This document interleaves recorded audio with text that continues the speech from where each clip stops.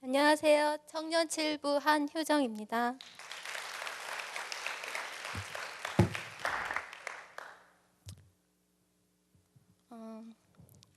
저는 종교 없는 집안에서 태어나 제 나름의 신을 가지고 살았습니다. 그리고 그를 하나님이라 생각했습니다. 어려서부터 특별히 원하는 것 없었고 있는 듯 없는 듯 지내는 조용한 아이였습니다. 집안에서의 대화는 하루에 두세 마디가 전부였고 거실에 있다가도 부모님이 오시면 방에 들어가 나오지 않았습니다. 눈도 오래 마주치고 싶지 않았고 저를 쳐다보는 시선이 느껴지면 티 안 나게 피했습니다. 표현하는 것에 서툴렀고 제 마음을 누구에게도 보이고 싶지 않았기에 좋아도 좋다고 싫어도 싫다고 하지 않았습니다. 아니, 오히려 반대로 말하고 행동했습니다. 대학 진학 시기에는 IMF가 터져 가고 싶은 대학보다는 싫지만 취업이 잘 되는 간호학과를 택했습니다. 어렸을 때는 환경의 책임을 느끼고 매일 환경 파괴 문제를 놓고 기도했습니다. 사회에서 의롭다 하는 일은 해야 했고 다른 사람들이 지키지 않거나 못 갈 때면 너무나 화가 났고 정죄하였습니다. 다른 사람들 하는 일이 마음에 안 들어 스트레스 받는 것보다는 내가 하고 말지 하는 생각에 다른 사람을 믿지 못하였고 더욱더 모든 일을 제가 하게 되었습니다. 그러한 성격은 직장 생활에서도 나타나서 매 순간 저를 괴롭히고 다른 동료 또한 정죄함을 그치지 않았습니다. 저는 강박증 같은 성격이 있었고 맡은 바 일은 무슨 일이 있어도 해냈어야 했고 아무 말 없이 허들의 일을 도맡아온 저를 선후배는 착하다, 천사 같다라는 표현으로 포장해 주었고 저 또한 스스로도 이만하면 착하다라는 착각 속에 빠져 8년간 정신없는 직장 생활을 보냈습니다. 서울 백병원에서 8년, 해운대 백병원에서 1년간 간호사로 일했습니다. 병원 생활은 끔찍했으나 빠져나올 생각은 못했습니다. 사회 초년기에 사기를 당해 빚이 있었는데 혼자 해결해 보겠다고 하여 흔히 말하는 돌려막기로 액수는 점점 불어났고 2천만 원이 넘는 카드빚을 갚아야 했기에 일을 그만두는 것은 상상도 못했습니다. 하루하루 다람쥐 책받기 생활이었습니다. 병원 문을 들어설 때면 숨이 가빠하고 호흡이 힘들어졌습니다. 어느 날은 퇴근하면서 다음날 출근 생각에 두려웠습니다. 병원 마취과에서 근무하던 저는 많은 환자를 보았습니다. 가벼운 상처에서부터 암으로 투병하고 수술받는 환자들, 교통사고로 급작스럽게 수술대에 오르는 환자들, 치료받아서 나가는 환자도 많았지만 그 후로 다신 가족들을 만나지 못하는 환자도 있었습니다. 처음 수술방에서 죽은 환자를 봤을 땐 그날 밤 잠을 이룰 수 없었습니다. 환자의 심장이 멈추고 인공호흡기를 정지시킬 때의 느낌은 왠지 제가 그를 죽게 방조한 느낌마저 들었습니다. 살아오면서 저는 많은 위험한 고비를 넘겨왔습니다. 어릴 적 오빠가 몰던 자전거 뒤에 타고 있다 뚝방에서 떨어져 거꾸로 진흙땅에 박혀 죽을 뻔했었고 초등학교 3학년 땐 어떤 남자가 집 앞에서 절 데려가려다 우니까 누구한테도 말하지 말라고 하면서 돌려보내줬었습니다. 여름 휴가 때 친척들이랑 바다에 놀러 갔을 땐 이모부 따라 들어간 좀 깊은 곳에서 큰 파도에 휩쓸려 헤매다 겨우 떠올라 살았고 병원 다닐 땐 출근에 늦어 집에서 뛰쳐나가다 트럭이 코앞으로 스쳐 지나가 몇 초만 빨리 뛰어들었어도 치일 뻔했었습니다. 환자들의 죽음을 보면서 제 인생에 스쳐 지나갔던 죽음의 순간들이 떠올랐고 죽는다는 것이 두려웠고 내가 죽은 후에도 똑같은 생활이 돌아갈 것이라는 것이 믿어지지 않았으며 억울하다는 생각마저 들었습니다. 사후에 대한 생각이 많아지면서 뭔가 의지할 것이 필요함을 느꼈습니다. 어렸을 적 성탄절 때 또는 친구 따라 몇 번 교회에 가본 적은 있었으나 성인이 된 저에게 교회는 뉴스에서 보던 타락의 이미지였고 매일 직장 근처에서 피켓 들고 고래고래 소리치는 인상이 강했기에 교회는 가고 싶지 않았습니다. 그러나 성당은 왠지 조용하고 거룩한 인상을 가지고 있었습니다. 그때 다른 곳에서 제가 있는 곳으로 전과한 입사 동기가 성당에 같이 다니자고 권유해 가게 되었고 6개월의 교리 공부를 마치고 세례식을 통해 정식 교인이 되었습니다. 성당은 너무나도 엄숙하고 조용하여 제 취향에 맞았습니다.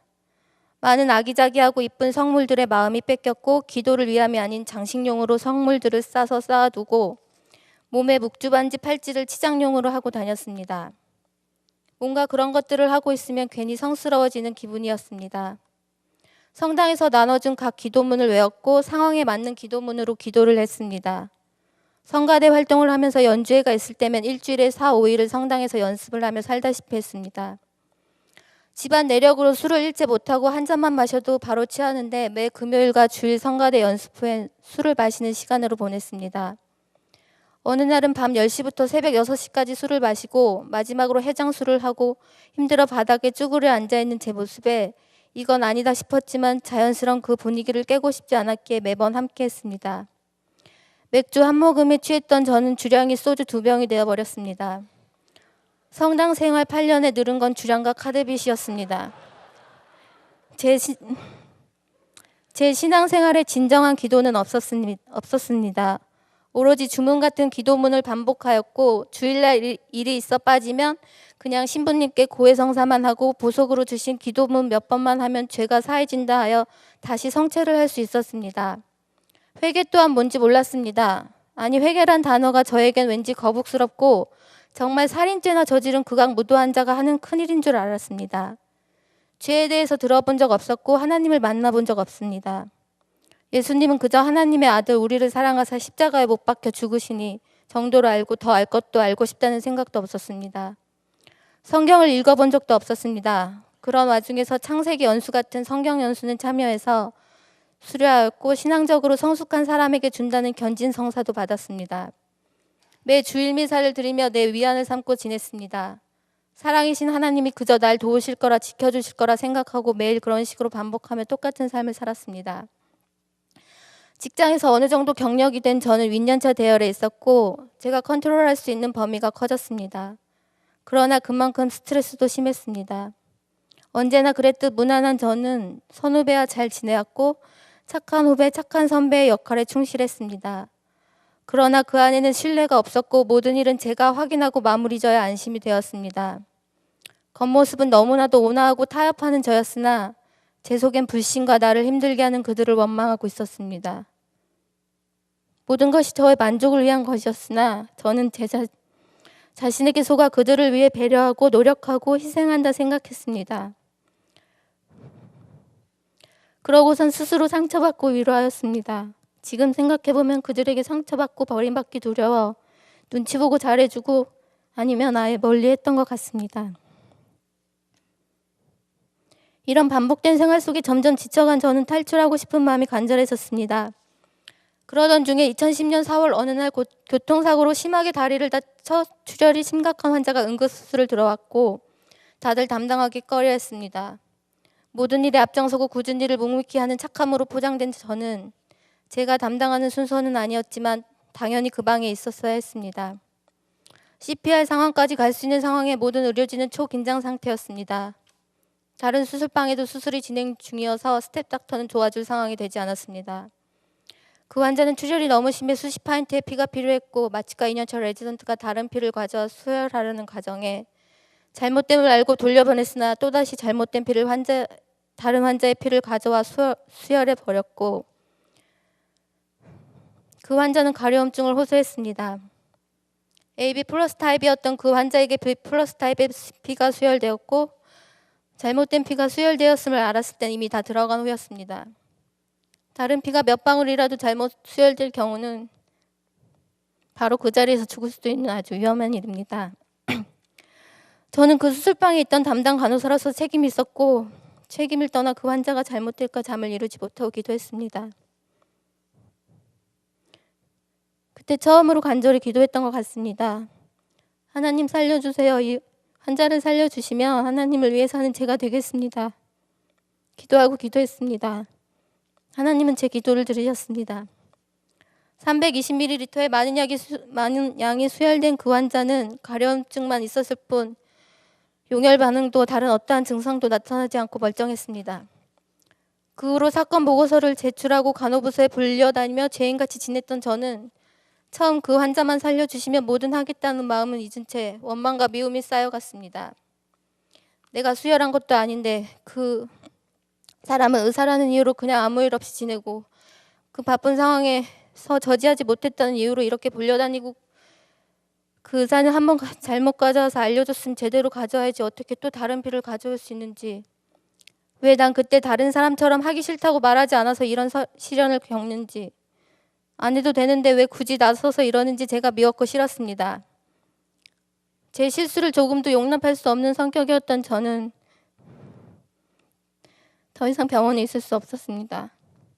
그만두기를 결심하고 휴식을 위해 미국행을 결정했습니다. 그래서 2011년 10월에 미국에 왔습니다. 미국 생활에서도 성당은 간혹 나갔습니다. 낯설고 마음의 안식을 얻기는 힘들었으나 주일이기에 가야 한다는 생각에 나갔습니다. 그러다 잠시 어학연수원 후배 동생이 교회를 나가고 싶은데 혼자는 좀 그렇다 해서 제가 같이 가주기로 했습니다. 평소 제 생각에 성당과 교회가 서로 잘못됐다 하는 것은 이해할 수 없었기에 교회 가는 것이 절대 안 된다고는 생각지 않았습니다. 그저 하나님 한 분을 섬기나 부르는 명칭이 다르고 섬기는 방식이 다를 뿐 어차피 주는 한 분이시다라는 생각에서였습니다. 그래서 집 근처에 있는 장로교회에 6개월 정도 다니게 되었고 셀 그룹이라는 것이 있었으나 낯선 사람과 어울리는 것을 싫어하는 저는 예배만 드리고 바로 집으로 왔습니다. 교회를 다니면서 하나님을 알고 싶다는 마음이 들었습니다. 유튜브를 통해 많은 간증을 찾아 들었고 영화 패션 오브 크라이스트를 밤새 보면서 울었습니다. 평소 밖에 나가는 걸 싫어하는 전 몇 날 며칠을 집에만 있었고 어느 날 밤에 너무 라면이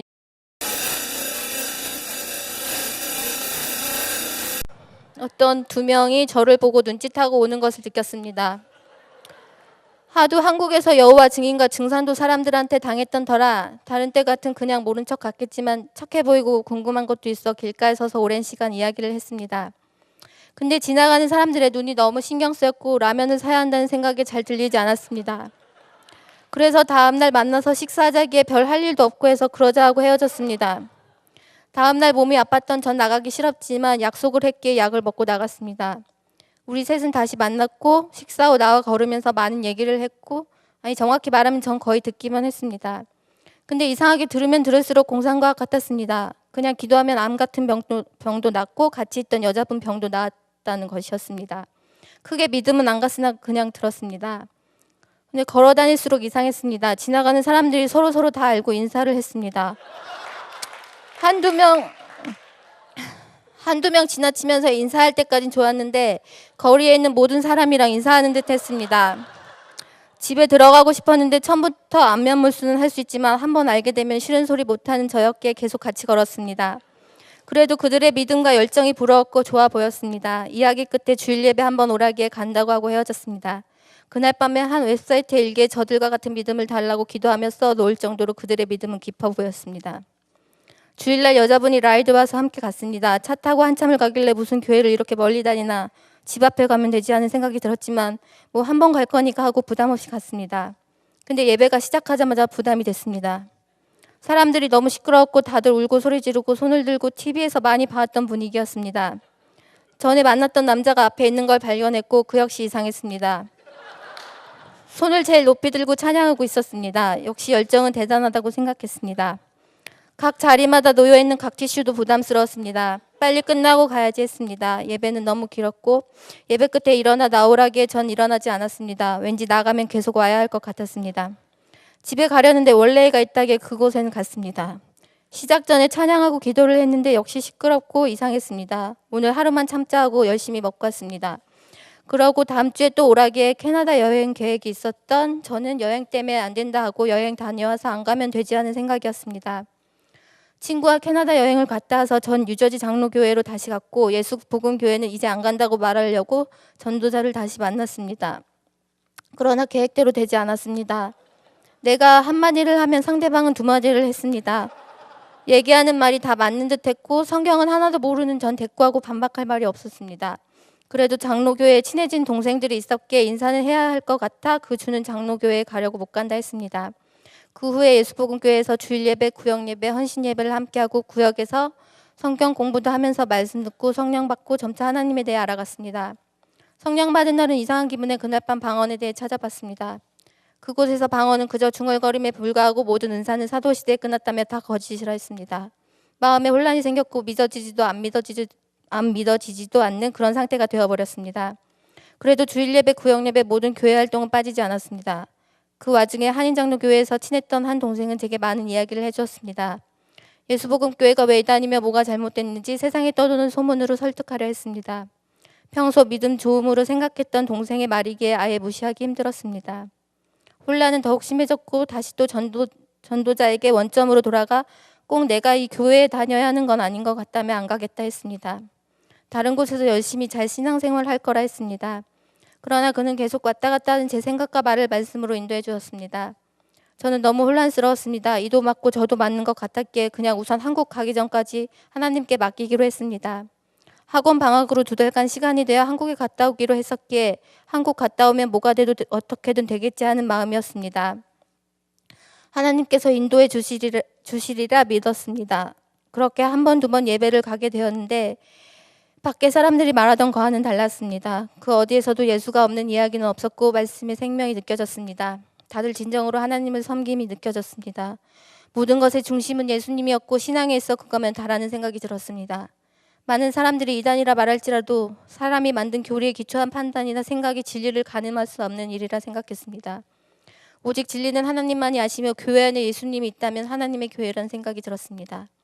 8년간 진정한 신앙심으로 성당을 다녔다 생각했지만 그곳에서 진리를 알지 못했습니다. 예수님을 만나지 못했습니다. 오로지 인간이 세운 교황이 예수님 역할을 하고 거짓으로 속이고 속는 자 되어 있었습니다. 하나님이 가장 싫어하시는 우상 숭배를 하며 하나님 말씀보다는 교리와 세상 좋은 이야기로 정작 진리는 가리우는 곳이었습니다. 그런 곳에서 평생 진리인 줄 알고 있다 죽어 지옥 갈 뻔한 생각을 하면 너무 아찔합니다. 한국 가기 전 자주 구역장님과 만남이 있었고 만날 때마다 조회 이야기를 했습니다. 전도자도 부서 사람들도 모두 조회했습니다.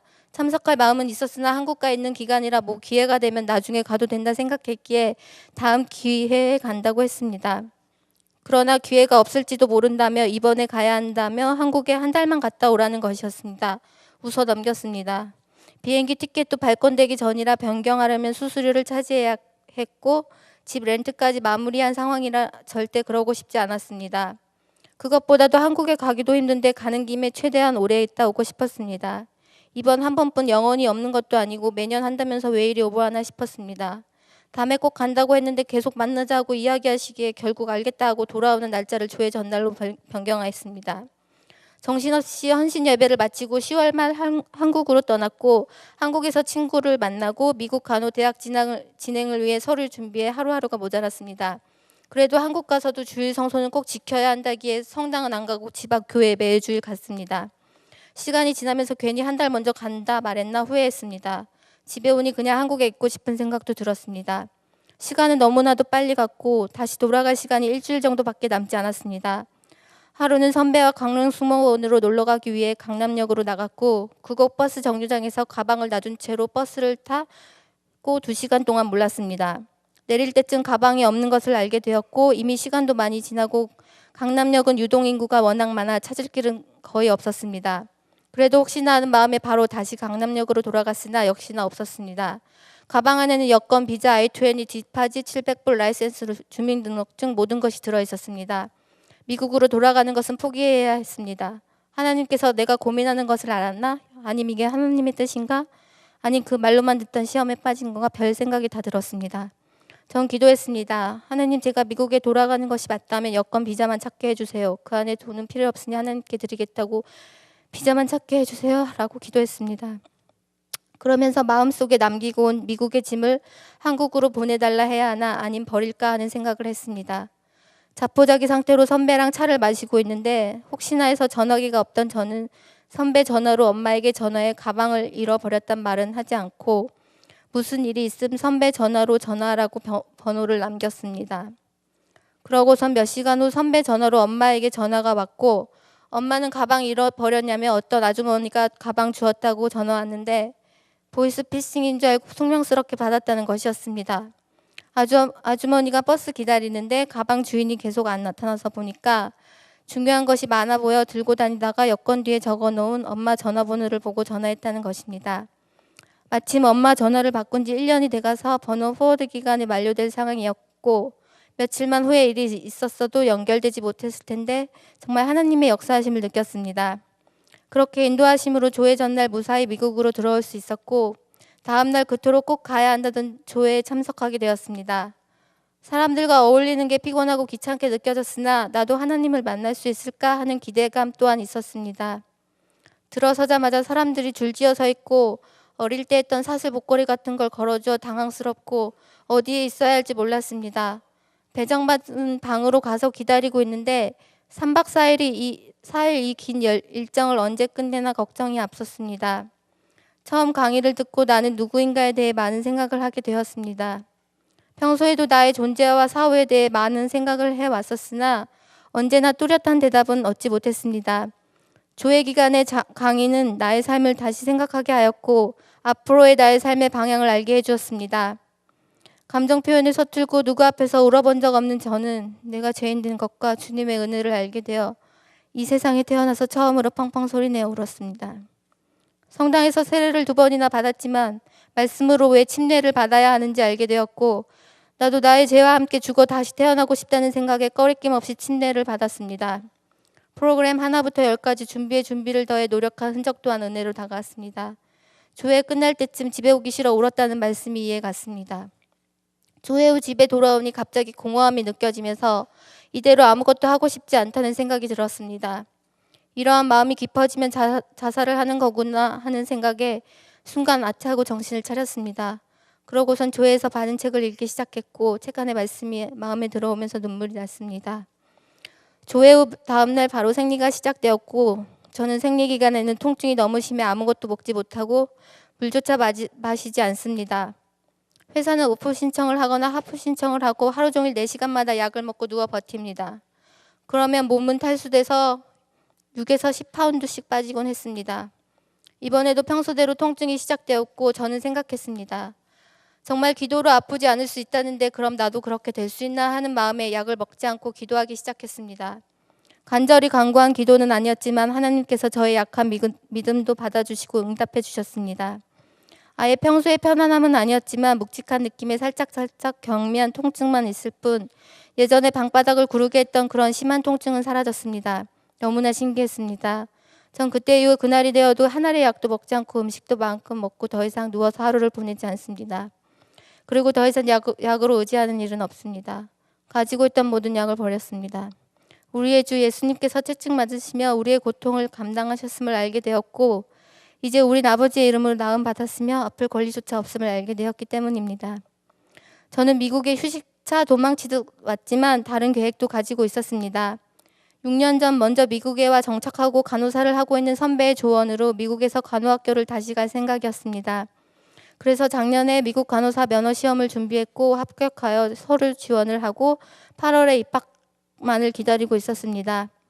입학 한 달 전쯤 목사님께서 학교 문제를 보고자 하신다 전에 듣고는 많은 생각이 들었습니다.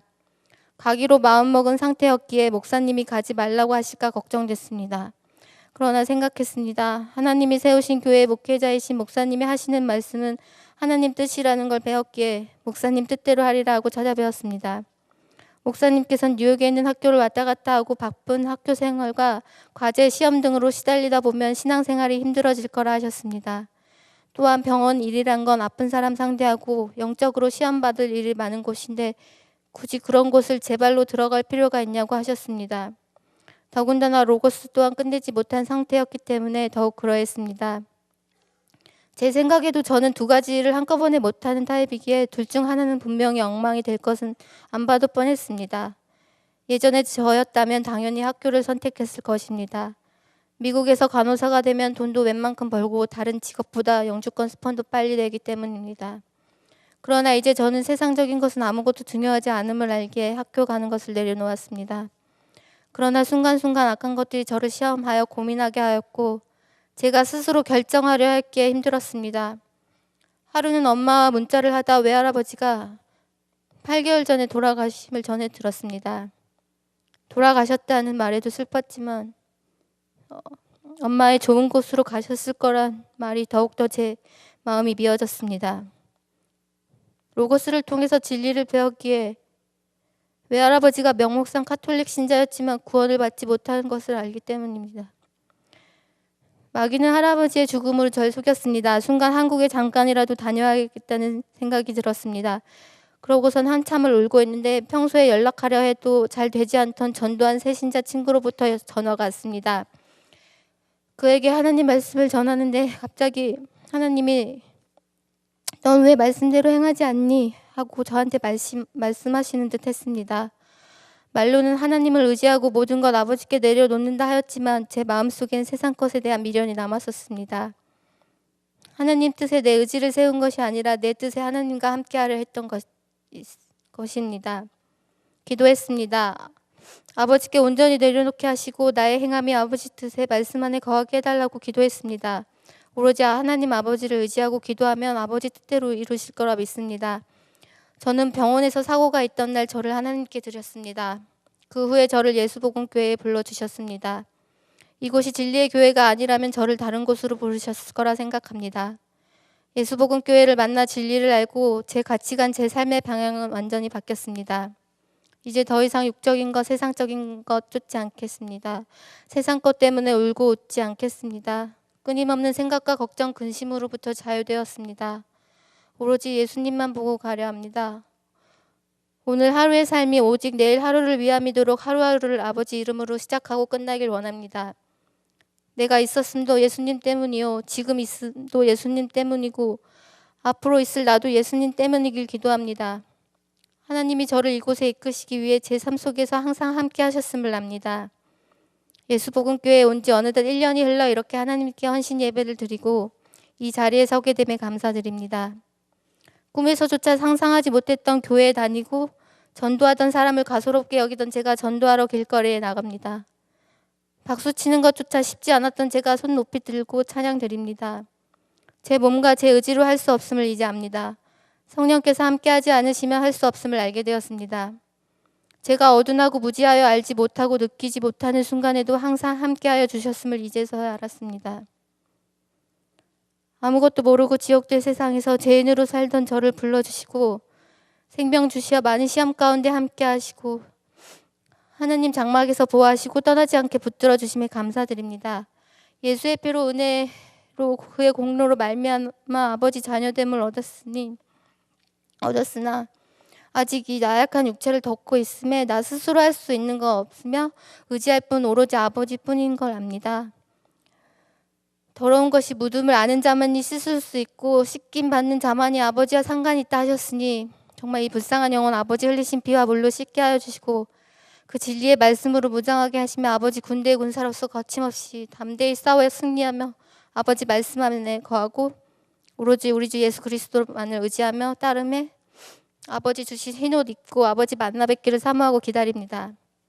제가 이곳에 정착할 수 있도록 물심양면으로 도와주신 구역장님과 구역 식구들께 감사드리고 부서 식구들에게도 감사합니다. 항상 생명의 말씀을 증거하시고 아버지 말씀대로 행하심에 진리를 전하시는 목사님께 감사드리며 예수복음교회를 만나게 이끄시고 이곳에 있게 붙들어 주신 하느님 아버지께 영광 돌리며 제 간증을 마칩니다. 감사합니다.